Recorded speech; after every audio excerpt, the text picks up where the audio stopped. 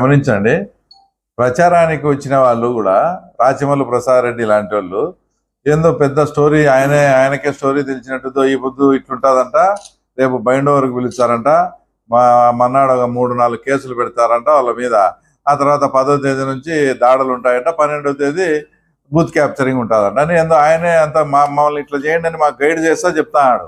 కానీ మాకు అలాంటి అవసరం లేదు. ఇప్పుడు చిన్న విషయం ఎక్కడన్నా కానీ అవాంఛనీయ సంఘటన కానీ చిన్న కేసు కానీ కూడా ఫైల్ కాకుండా ఇంత నీట్గా జరుగుతూ ఉంటే బయట నుంచి వీళ్ళ ప్లాన్ అంతా ఏంటంటే మమ్మల్ని ఏదన్నా ఇట్లా చెప్పి రెచ్చగొడితే వాళ్ళని ఏదో ఒకటి మేము ఏదైనా చేసి ఆ సొడ్డు పెట్టి ఎలక్షన్ టోటల్గా నీటి సంఘాలది బాయ్కాట్ అన్నట్టు టోటల్గా బాయ్కాట్ ఎత్తేయాలా, ఎలక్షన్ జరిగితే మేము ఓడిపోతాము, దీన్ని ఎట్లోట గౌరవంగా దీంట్లోంచి తప్పించుకోవాలంటే ఏదో ఇట్లా మాట్లాడితే ఏడనో చోట మా కార్యకర్తలు ఏదన్నా అన్నారనుకో దానికి బూస్ చూపించి అబ్బా పోలీస్ దౌర్జన్యం వాళ్ళ దౌర్జన్యం ఇలాంటి ఎన్నిక మేము జరగబోమని చెప్పి టోటల్గా ఎత్తేసేదానికి ఆ తర్వాత వీళ్ళు ఆ రకంగా ప్లాన్ చేశారు. నేను ఒక్కటే స్పష్టం చేస్తున్నా, ఇది పులివెందుల జెడ్పీటీసీ ఎన్నిక.